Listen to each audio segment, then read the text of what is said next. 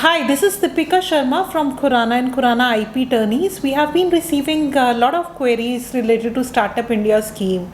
To brief you about the same, the scheme was initially launched in 2016 as an initiative by the government. This was launched to promote innovations in the country, and this has been extended due to a great success of this particular scheme. Now, I oftenly receive queries related to what kind of business structures are actually eligible to benefit under the Startup India scheme. It is if you are a private limited company, if you are a LLP or a registered partnership, or a partnership firm, then you are eligible to avail the benefits of Startup India scheme.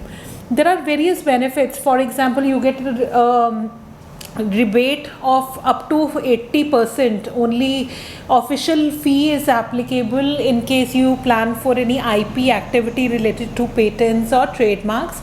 You just have to pay the official fee and you get benefit of the attorney fee. You can choose the IP facilitators from the list of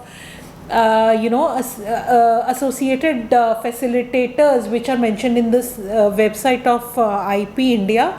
Then you get 3 years of rebate for under the taxation policies. You don't have to pay the tax for 3 years, and you get easy access to register your firm under the Startup India.